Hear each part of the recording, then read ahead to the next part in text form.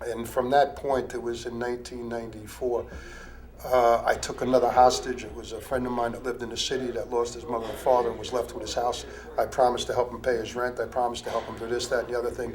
And what I did was I moved in his house, lived for free for about 2 years, and mooched off the guy with two other friends of mine. And I drank endlessly. My addiction became a mess, and that's what happened to me. I mean, I drank so much I could feel my liver swollen in my, and I used to call my kids up in the middle of the night for years because I hadn't been in touch with my kids for 5 years, and I would wait for somebody to answer the phone, but I was so detached I didn't even know which one it was anymore. So I would hang the phone up and start crying because I was never even able to say it was me on the phone. Alcoholism ruined my life, and at some point I had drank enough that I was willing to take a look at something.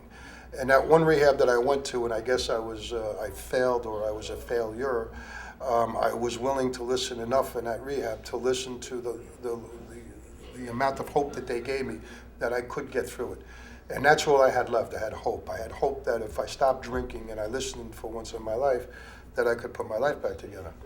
And it was October 5th, 1996. I was walking through Queens, New York, in an area where I didn't belong, with a bottle of vodka and my hair down to my shoulders, and probably unshowered and unshaved for a couple of days. It was a holiday, and I guess that's what I believe it was. It may not have been. Every day was a holiday for me. And I was yelling at the bottle and crying, walking through the parking lot at 10 o'clock in the morning, and I looked up and everybody was pulling their family away from me.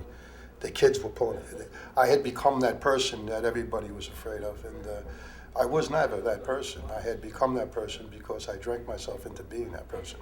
And when I looked up and I realized I had become a literal mess, I was spiritually and financially and morally bankrupt, I made a phone call to my sister who hadn't reached out to me to help me because she was told not to. And I called her up, and in 45 minutes to an hour, she got to a place she had never seen me before, picked me up and drove me to what I found out later was a detox. I had been in a psychiatric center for 3 hours in 1990 before I went to Seafield, but I was kind of felt pressured into that, and alcoholism finally pressured me into addressing my alcoholism.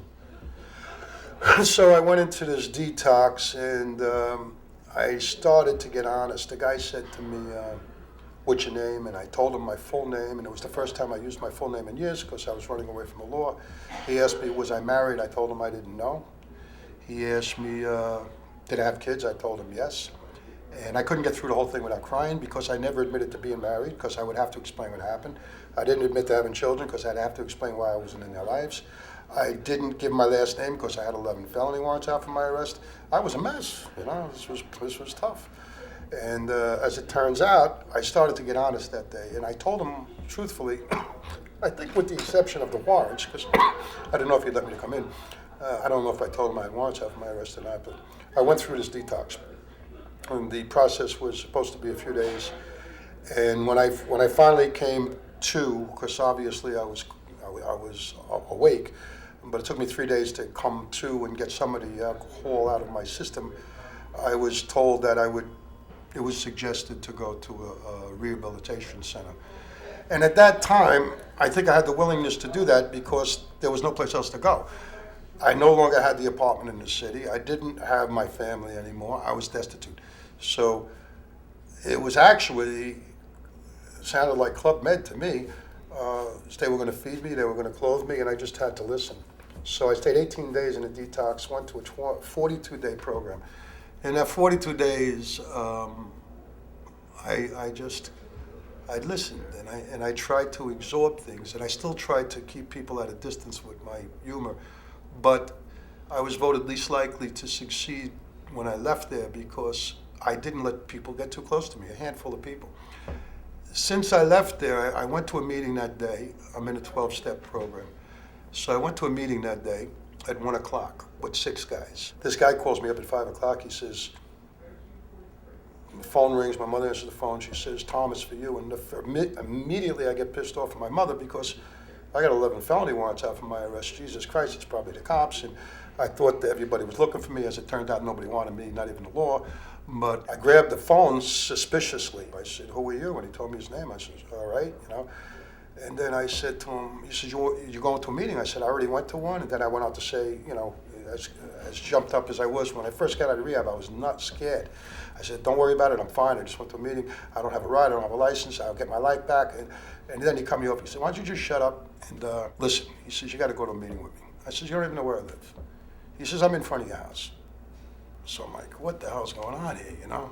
So I peek out the blinds, and sure enough, there's this guy sitting in front of my house. And now I'm thinking he's either with the law or what the hell is this, you know? And a lot of thoughts went through my head. I said, but I'm not going out to the car with this guy because I don't know who the hell he is. And then finally he convinced me to come out. As it turns out, he was another suffering alcoholic that heard that somebody else needed help, and he came to, for the lack of a better term, my rescue and brought me to a meeting. So I had 2 meetings that day. And then the next day I went to a meeting, and the next day I went to a meeting. And by the time I had 5 years cleaned, I had many more meetings than I had days sober.